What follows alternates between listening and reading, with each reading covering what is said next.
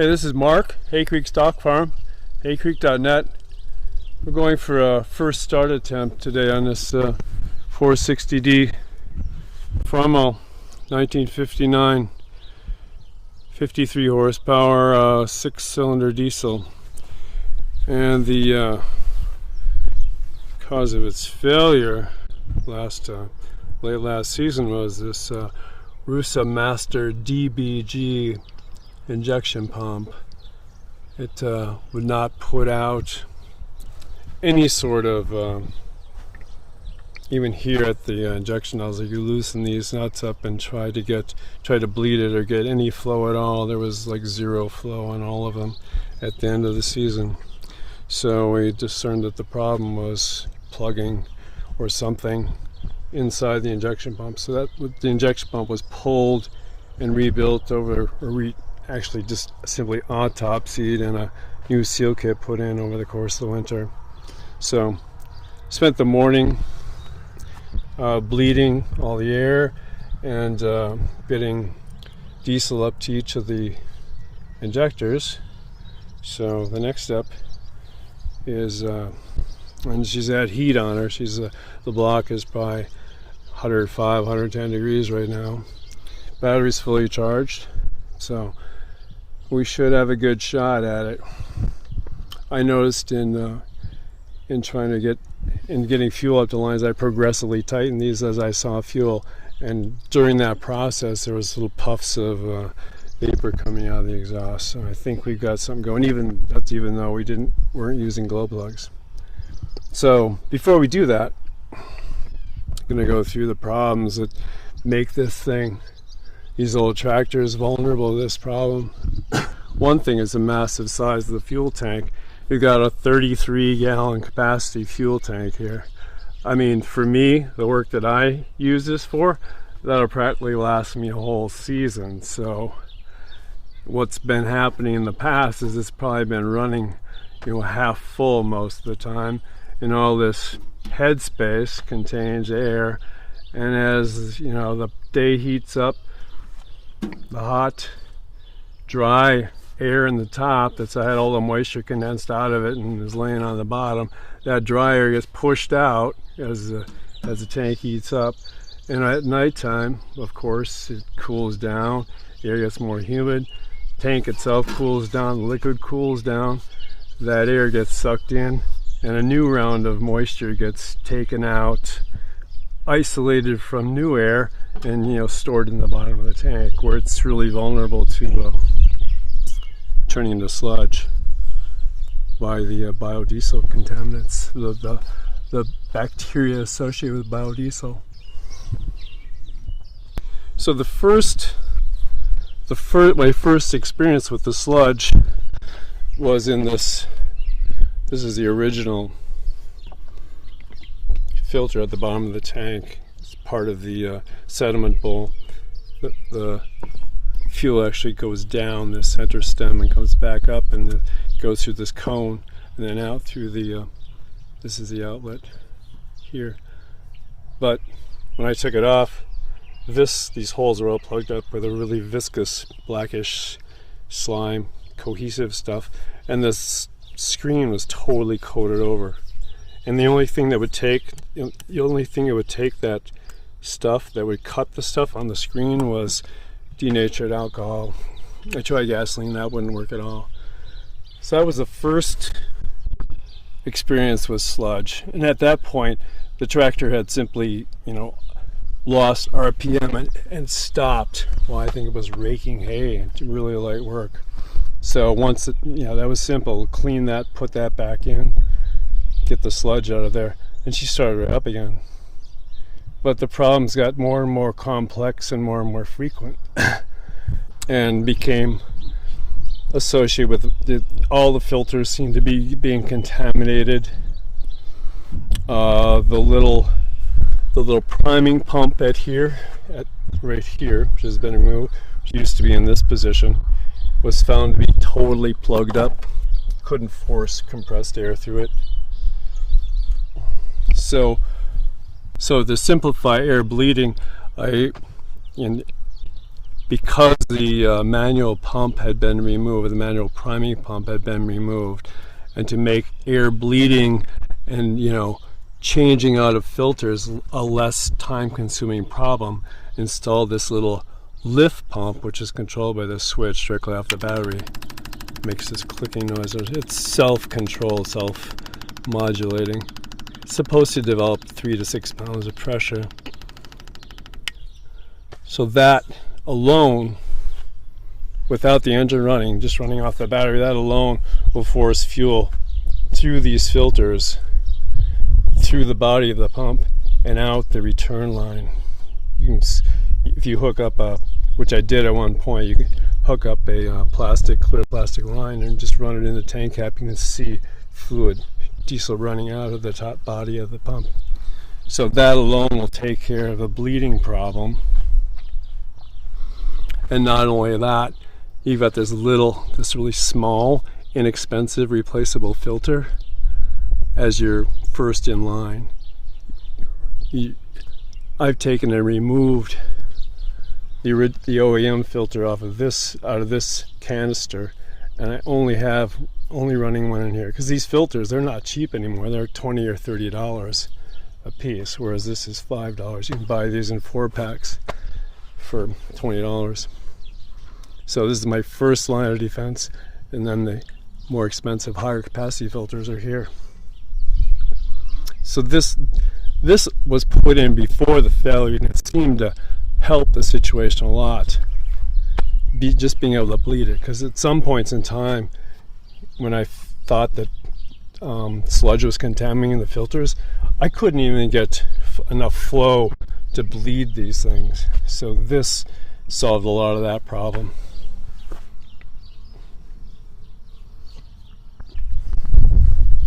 The other problem with moisture in the fuel is these elevated fuel tanks, which you can see out here at the end of the yard near the gate. These are 300-gallon tanks. They're common in the day. Each one's a 300-gallon tank, one for diesel, one for gas, farm diesel, farm gas. I mean, I never filled them more than half full. So a half full tank might last, a year and a half. So again, those with all that headspace in them, sitting in the sun, expanding and contracting day and night, and they have, they're open, they have vents on top so you can drain out by gravity. So, they are also a big source of sludge contamination in diesel. The only thing, as many others had discovered as well, the only thing that was really wrong with this pump on disassembly was that the plungers, the opposing plungers that form there are a pair of them that actually form the pumping unit, the pumping head to force fuel into injection lines. Those were stuck in their bores. And the only thing I did to fix that problem was to pound them out of there with a soft dowel or something like that. Pound them out of the bores, soak the actual shaft that they're mounted in the head in a solution of acetone, like an acetone containing jar inside of a ultrasonic cleaner unit for a couple cycles. And then not only that, but kind of polishing that soaked bore, clean bore, with like a dowel rod, just wood. Polish that stuff out of there until the pistons ran clear in there again, ran freely in there again. But they were quite stuck. There was no way that the pressure, and that's another point, it's the pressure from this little vane pump on the end that creates the motive force to push those pistons apart so they can accept more fluid to create a whole nother cycle of pumping. If they can't be forced apart because your return line is plugged and there's no differential in pressure across the pump, they'll begin being unable to move, and that seems to create the conditions, the precursor for sticking.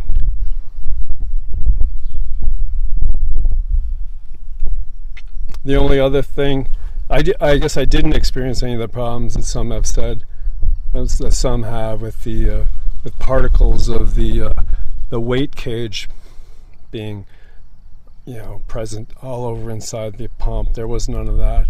I had some kind of, my weight cage seemed to be some kind of intermediate design. There was no rubber in it at all. It seemed to be a riveted design, not truly one piece welded, but a riveted design with no rubber or polymers in it. The only other weird thing that was about this that was unresolvable really was the what's called the delivery valve. It's inside the bore of the same shaft that contains the pistons, the plungers for the pumping mechanism. It's the discharge of that pumping head as it turns inside the outer cam. That delivery valve would not come out of its bore. It seems to have developed a ridge, something like any cylinder, a cylinder, like a piston cylinder that has actual rings in it would do, or there's a ledge where that piston would not be able to go beyond. Seemed to be the case there. No amount of hammering or tapping, short of destroying that shaft, would get it out of there. So I have no idea of its condition. Oh, and the only reason this fuel petcock was replaced, there was nothing wrong with the original except that the handle for the valve was the shut-off valve was broken off, and there was really no way to replace it. The shaft wouldn't come out of the valve body, so I just put on an inexpensive aftermarket one that fit the spud on the tank. It has a little disc screen in the top, but not nearly the same surface area as the original, but it suffices as a shut-off. So here we go. This thing's got the newer, higher wattage glow plugs on it, so we're only going to go 10 seconds or so on those guys.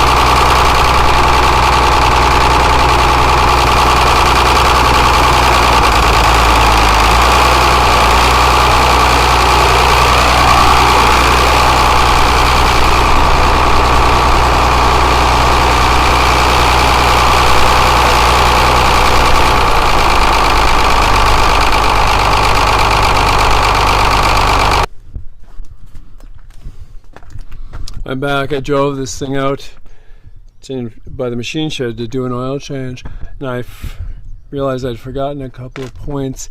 But the return line was determined at one point to be plugged up, and it wasn't until I actually took the tank off and the small fitting, the little L fitting right here, it's leaking now. I have to tighten that up. But there's actually two fittings that comprise the entry to the tank. There's a bushing, like a 3/8 by 1/4 bushing, and then there's this, I think it's 3/8 by 1/8 probably, and then there's this 1/8 inch elbow here. And this elbow, as it turns out, once I took all this apart, because I had to take this out to get the tank off, this elbow had a check valve integrated into it, which was completely plugged up with the sludge. I mean, you could not force 60 psi air through there. So what I did to prevent that happening again is I drilled out that elbow, got that check valve out of there, and actually soldered a standpipe into the bushing, drilled the bushing out to take a standard 1/4 or 5/16 inch copper tube, and soldered that on the inside to the inside of that drilled out bushing, and ran that sandpipe all the way up to within about an inch of the top of the tank. So there's no way that sludge moving along the bottom of the tank can now enter and by gravity move down the return line when the unit is off, just sitting, and plug it up. So that was I feel a major improvement. The tank took the tank off, suspended it, because I didn't know how much sludge was in the tank, and it's impossible to see inside of it. There's baffles at multiple places. So when the tank was off, I suspended it at its 4 mounting points. Same kind of thing on each side. I suspended it by twines from a horizontal framework and put about a half gallon at a time of denatured alcohol in there, and every once in a while I come around and swing the whole works. It's on this like glider kind of arrangement with the twine, so it would easily move back and forth with very little effort, swish the fluid around in there. So that seemed to work well. I have no idea how much sludge actually came out, but the alcohol was definitely discolored when it got drained. So there's that, and then the final change, which kind of I was forced to do because the gravity tanks outside, which we talked about earlier, those guys were leaking. One of the diesel tank valve was leaking, and there wasn't a backup valve to shut off ahead of it. So I had to empty that tank to prevent that diesel from all draining onto the ground. So I cobbled up this system, which is, in my mind, an improvement. Actually, there are 2 smaller tanks, a 55 and a 30. The 30 is full. It's completely sealed. There's no vents on it. This one's in use. The 55 is in use. It was sealed all winter when it wasn't in use. There was no need to blow snow or anything this winter. It was a very dry winter. So it was only recently opened and a standpipe put in it to pump out. So I have this 12-volt pumping system. Battery over here, you can move the battery around. You can move this pump around to wherever. I've got about a total of probably over 20 feet of hose, counting the suction side plus the discharge size, and there's a nozzle on the discharge, so you can actually shut it off right at the tank. You don't have to run back to the pump. Pump has its own on-off switch, but you don't have to be there necessarily right away.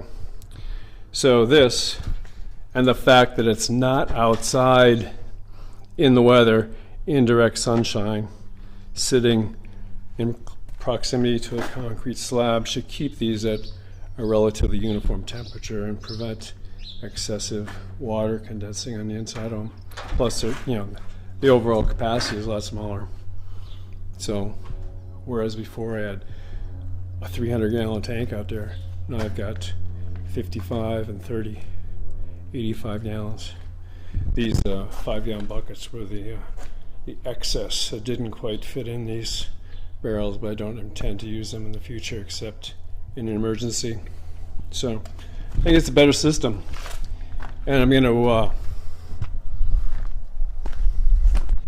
either keep this thing stored, parked in the shade under some kind of roof so that I don't get direct sunshine on the tank, or I'm going to put a reflective, like a Mylar reflective bubble shield on there to reflect sunlight.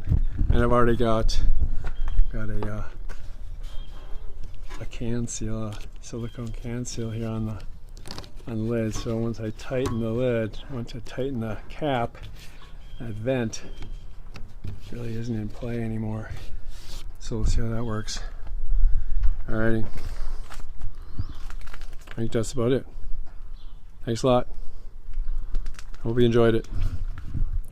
Bye.